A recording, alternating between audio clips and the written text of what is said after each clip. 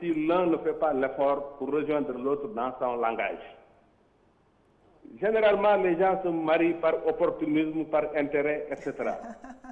Alors, au bout du compte, ça ne peut pas marcher. Oui. Je crois qu'il faut être en mesure d'assumer ces principes de vie, comment on entend faire sa vie, quel que soit son sexe, sa religion, etc., et quelle que soit la pression des parents. Je crois que la période où les parents nous imposaient de se marier à 25 ans ou 30 ans est révolue.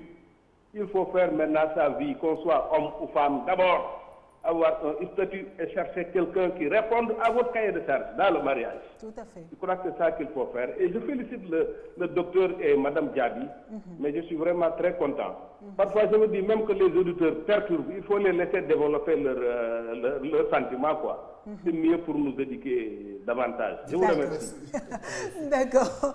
Merci beaucoup, monsieur Mamadou. Merci beaucoup à vous, docteur Brou. Comme je suis en train de dire, en réalité, le bonheur, les gens pensent que c'est l'autre qui doit faire mon bonheur. Vous savez pourquoi il y a beaucoup de divorces?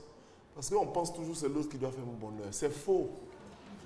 Pour avoir le bonheur, c'est d'abord une réalisation individuelle. On a nos valeurs, on a notre façon de voir. C'est quand on est accompli, que mon vis-à-vis est accompli, qu'on se met ensemble, ça marche. Or, malheureusement, je compte sur l'autre pour être accompli, et l'autre s'appuie sur moi, finalement, on s'écroule, et puis bon, c'est fini. C'est pour ça qu'il y a beaucoup de difficultés. Parce qu'on pense que c'est Aya, c'est Agua, c'est Kwadjo, c'est pas qui va me rendre heureux. Or, Agua me cherche quelqu'un pour la rendre heureuse. Donc, du coup, les gens se retrouvent en couple, mais en réalité, ils sont seuls. Parce qu'ils n'ont pas pu se réaliser. Mais ce que ma jeune sœur Mariam dit, quoi que vous êtes ma petite sœur, donc, ce qu'elle dit, elle atteint une certaine maturité, une certaine capacité. De sorte que demain, si elle se met en couple, je pense qu'elle vivrait certainement mieux sa couple. Je suis convaincu de ça en l'écoutant. Même si elle tombe sur quelqu'un. On a Mme Seri au téléphone. On nous demande de vous laisser développer, mais vraiment. Non, il n'y a aucun problème. D'accord. Ici, comme j'aime à le dire, sur RTI2, les téléspectateurs sont rois. Mme Seri, bonjour. Bonjour, madame. Alors, nous sommes tout de suite pour votre contribution ou vos questions, pourquoi pas? Voilà, d'accord. Ce que je voulais dire, je suis mariée d'abord, je suis très jeune, mais je suis mariée légalement. D'accord. Mais il y a aussi que ce n'est pas forcément de vivre avec l'autre qui va être la meilleure solution. Si vous trouvez votre moitié et qu'il y a l'amour et que vous vous sentez bien, vous pouvez vous marier. Mais si vous ne trouvez pas votre moitié et à cause des bouches des gens, bien le regard des autres, vous entêtez avec l'un ou l'autre, mais vous allez être malheureux. Tout à fait. Voilà, donc je suis d'accord avec la dame là, qui est bien belle d'ailleurs. Avec le monsieur aussi, vous dites que ce n'est pas forcément la vie à deux qui va rendre l'homme ou la femme heureux dans le foyer. Moi, je suis heureuse de mon foyer. J'ai dit merci à Dieu, mais ce n'est pas tout le monde qui a cette chance-là. Donc, ne jugez pas les voisins si vous les voyez, ou bien les voisines qui ne sont pas mariées, elles sont âgées, ne les jugez pas. C'est ce que j'avais à dire. Merci beaucoup, Mme Seri. On vous souhaite une excellente journée. Elle dit la même chose que tous les deux. Hein? Parce qu'on est d'accord. Il faut que la pression, les gens aient suffisamment d'énergie psychologique pour résister à la pression. Il y a même des arrangements, tellement on ne veut pas te voir seul, on fait des arrangements. Non, il y a une fille que j'ai vue quelque part, c'est ma nièce, elle est bien. On se met ensemble le lendemain matin, on casse tout dans la maison. Donc, il vaut mieux laisser les gens et les apprendre à vivre, à s'épanouir. Moi, je suis marié, donc je ne suis pas contre le mariage. Mais compte tenu des dégâts que je constate dans ma pratique de médecin, dans ma spécialité, en rencontrant des gens dans les entretiens, je me pose la question, est-ce qu'on est obligé de forcer quelqu'un à se marier?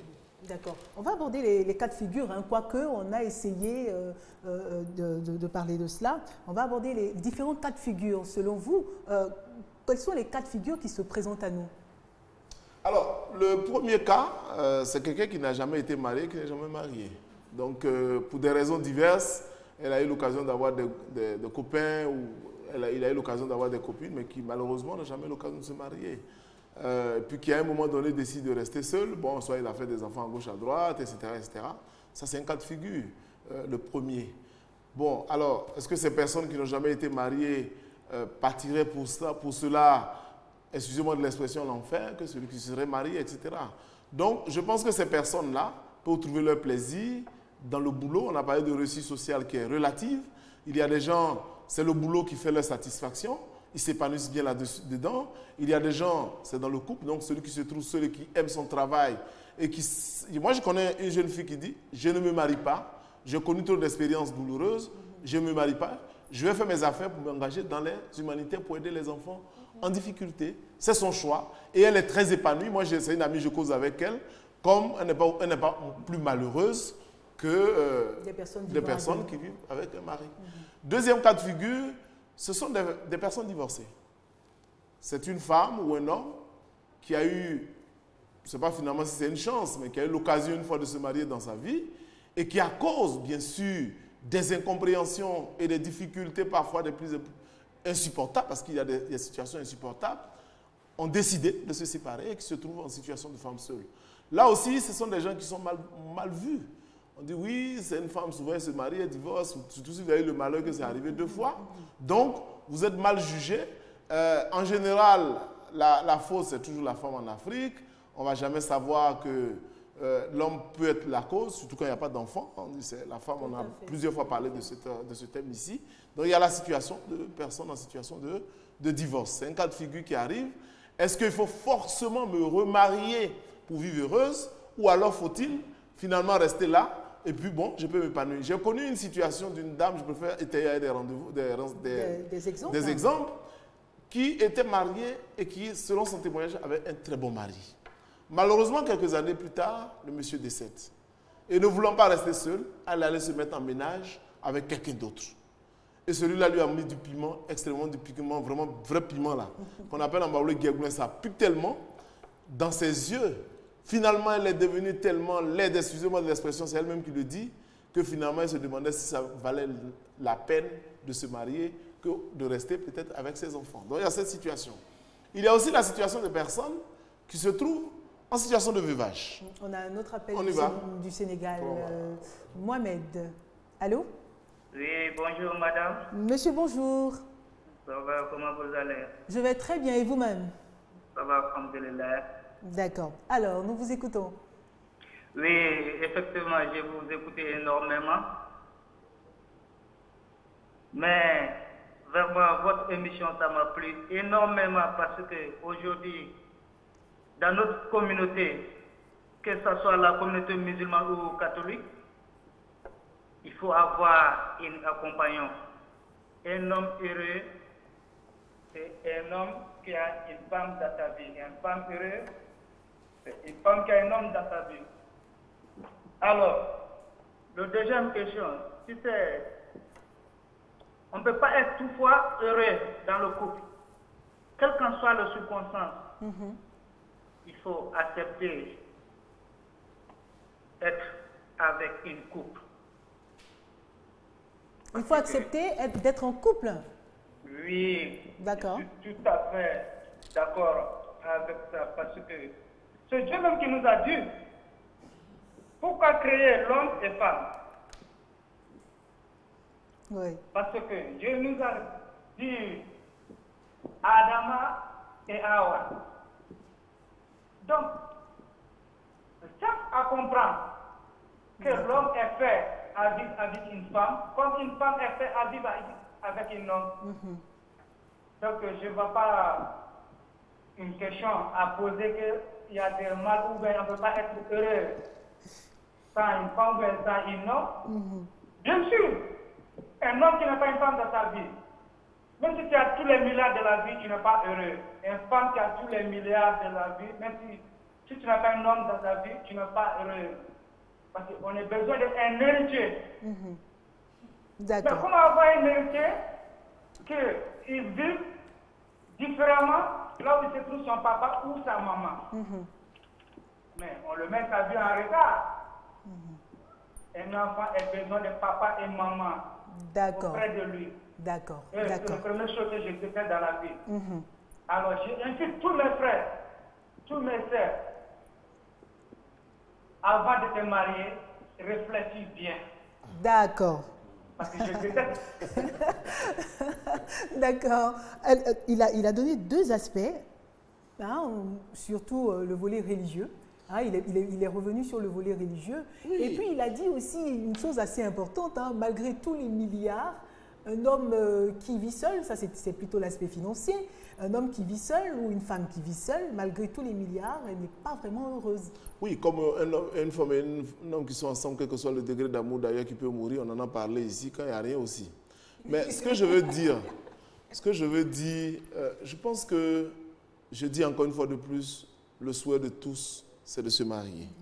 Mais si c'est pour se marier et mourir vite, il vaut mieux rester seul. Enfin, moi, c'est ma philosophie. Moi, je suis marié, ça fait 15 ans, cette année.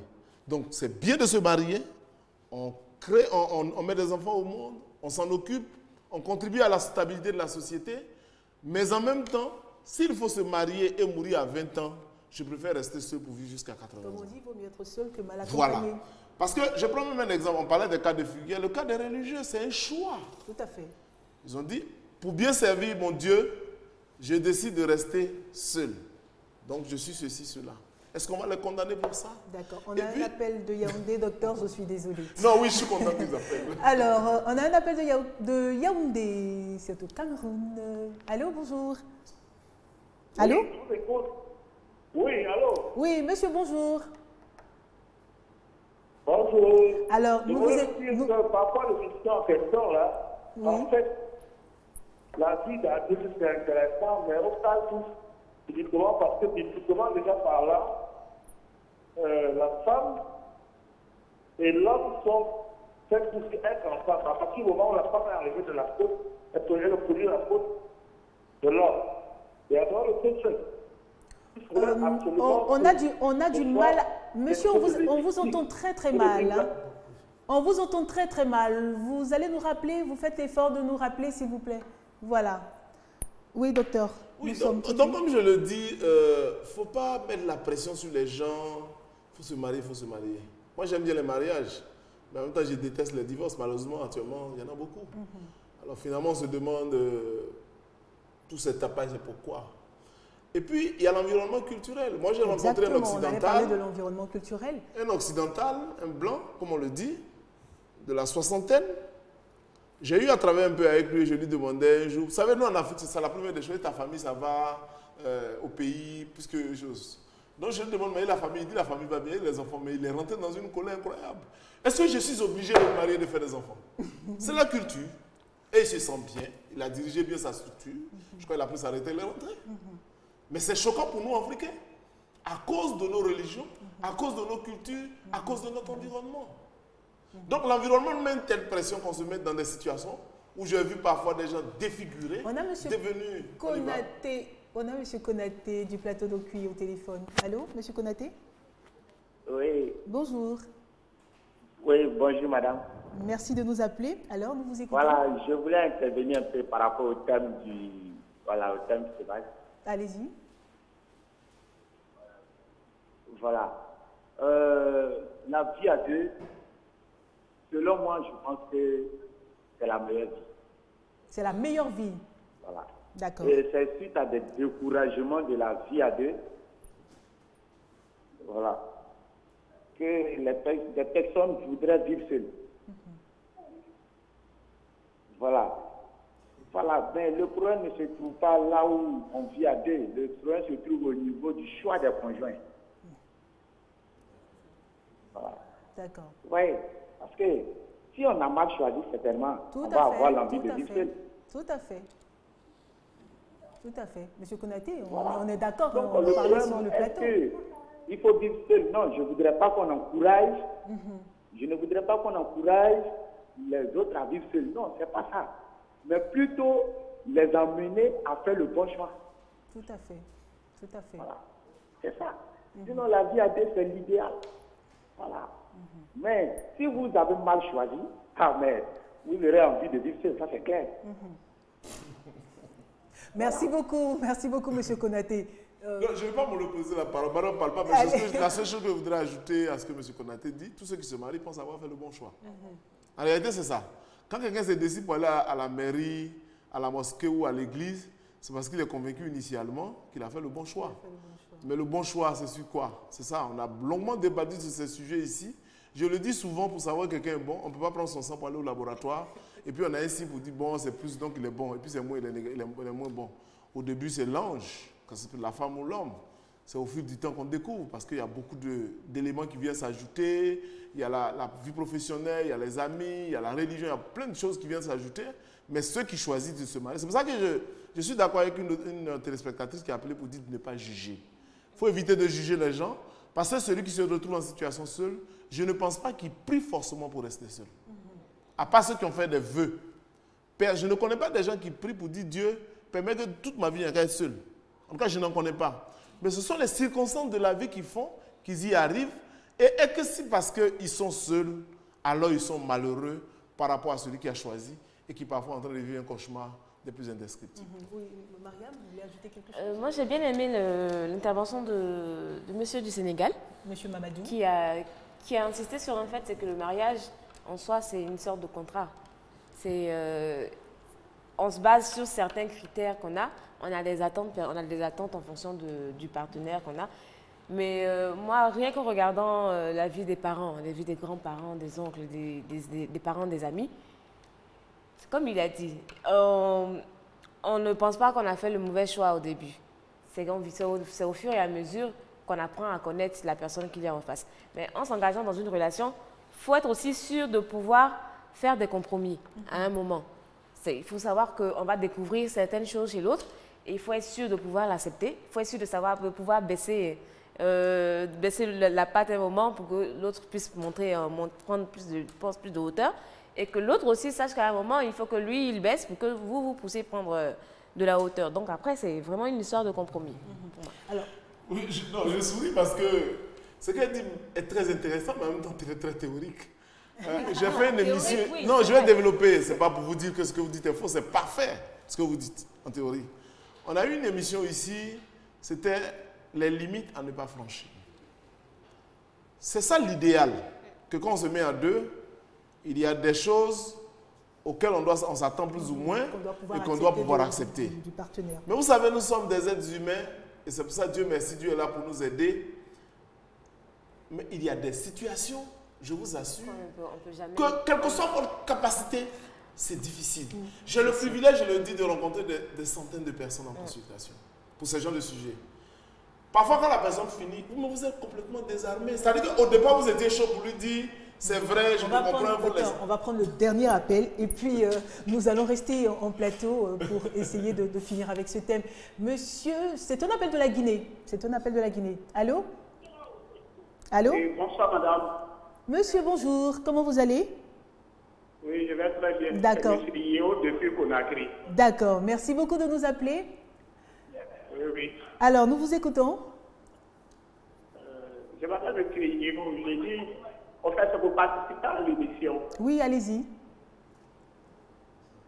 Bon, moi, c'est un débat que j'ai apprécié depuis, je suis en train de regarder ici.